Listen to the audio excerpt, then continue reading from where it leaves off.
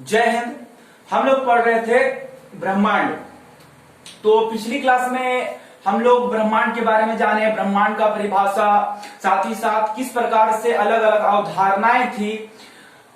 जैसे कि टॉलमी ने सिद्धांत दिया था, जियोसेंट्रिक सिद्धांत, कि ब्रह्मांड का केंद्र पृथ्वी है। वहीं निकोलस कोपरनिकस ने कहा कि जो सूर्य है वो ब्रह्मांड का केंद्र है। बाद में हब्बल साहब जो आए और जो आधुनिक युग के वैज्ञानिक थे, उन्होंने बताया कि हमारा जो सौर मंडल है, हमारा जो मिल्की वे है, वो इस ब्रह्मांड का एक छोटा सा हिस्सा है। और इस ब्रह्मांड में अनेक आकाश गंगाएं हैं, अनेक गैलेक्सियां हैं, जिसमें न जाने कितने ग्रह, कितने तारे हैं।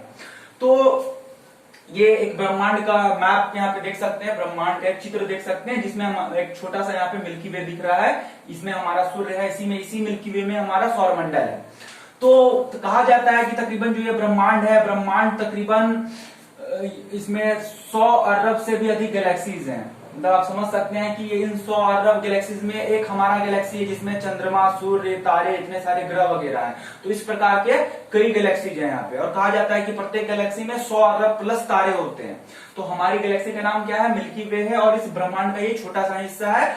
आगे भी इसके बारे में नए तथ्यों का पता चलेगा। लगातार अंतरिक्ष के बारे में खोज भी चलते रहता है। फिर आप लोग जानते हैं कि अभी हाल फिलहाल में ही ब्रह्मांड के अस्तित्व का पता लगाने के लिए महाप्रयोग किया गया था, जिसमें बोसान कण, हिग्स बोसान कण को ढूंढा गया, जिससे ब्रह्मांड का उम्र वगैरह पता लगाया जा रहा था।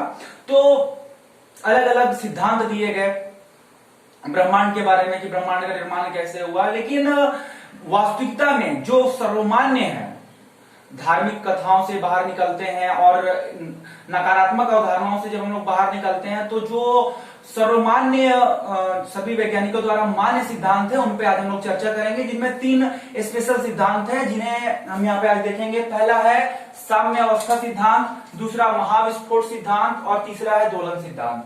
ये तीनों सिद्धांत इस पर काम करता है, ब्रह्मांड का सही, ब्रह्मांड के निर्माण का, ब्रह्मांड के अस्तित्व का सही बखान करता है ये 3 सिद्धांत। तो आइए ये 3 सिद्धांत क्या क्या है, इन्हें जानते हैं। पहला है हमारा साम्य अवस्था सिद्धांत। साम्य अवस्था सिद्धांत में आसान भाषा में ये बताया गया है थॉमस गोल्ड और हरमन बॉल्डी के द्वारा कि जो ये ब्रह्मांड है, इसका न तो शुरुआत है, न तो अंत है, न तो इसका आरंभ है, न तो इसका अंत है। ये एक ऊर्जा का स्वरूप है और इसका न तो आरंभ है, न तो अंत है। ये साम्य अवस्था सिद्धांत में बताया गया थॉमस गोल्ड और हरमन बॉल्डी के द्वारा, और इससे प्रमाणित माना गया। उसके बाद आया महाविस्फोट सिद्धांत। बेल्जियम के एक पादरी और एक वैज्ञानिक थे, जिनका नाम था जॉर्ज लेमेत्रे या जॉर्ज लेमेटेयर। जॉर्ज लेमेटेयर ने बताया कि जो ब्रह्मांड है, ब्रह्मांड का निर्माण कैसे हुआ।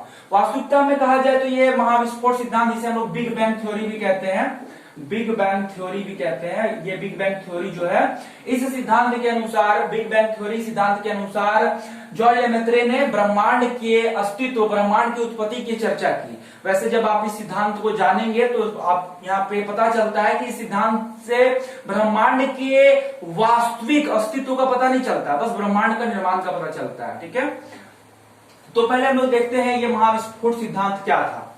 जॉर्ज लेमेत्रे, जो एक पादरी और वैज्ञानिक थे, उन्होंने बताया कि ये जो ब्रह्मांड है, ये ब्रह्मांड पहले एक एकल पिंड था। ये एक एकमात्र पिंड था, ऊर्जा और द्रव्यमान का एकमात्र पिंड था। और इसमें इतना ज्यादा घनत्व, इतना ज्यादा दबाव बढ़ते गया कि ये ब्लास्ट कर गया। ये प्रेशर के कारण ब्लास्ट हो गया, टूटकर बिखर गया। तो ये जो ब्लास्ट हुआ, ये बम विस्फोट जैसा ब्लास्ट नहीं था, बस टूट के अलग होना। जैसे कि आसान भाषा में समझिए, जैसे कि कोई बलून है, तो बलून में भी एक क्षमता होती है उसमें हवा भरने की।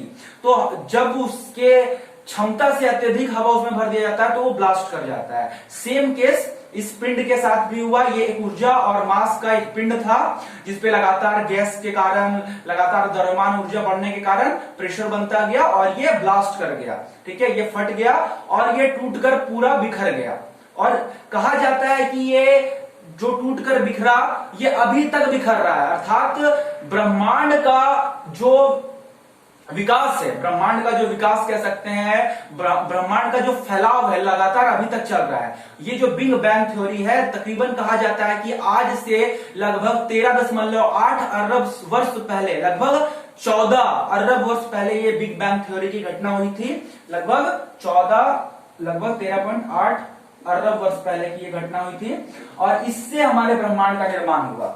एक बार फिर से समझिए, जॉर्ज लेमेत्रे के अनुसार समस्त जितना भी चीज आप लोग देखते हैं, जितना भी चीज हम लोग को नॉर्मल नजर आता है, सूर्य, चंद्रमा, तारे, सब कुछ सब एक में ही सम्मिलित थे, एक पिंड में ही सम्मिलित थे और इस पिंड में लगातार ऊर्जा, प्रेशर, दबाव इतना बढ़ते गया कि ये टूटने लगा और टूट के ये जो बिखराव हुआ, इसी से इस ब्रह्मांड का निर्माण हुआ, जिससे 100 अरब प्लस मंदाकिनी बने, अनेक तारे बने, हमारा पृथ्वी का निर्माण हुआ, सूर्य का निर्माण हुआ, इसी से टूट टूट कर सारा निर्माण हुआ, ब्रह्मांड का निर्माण हुआ।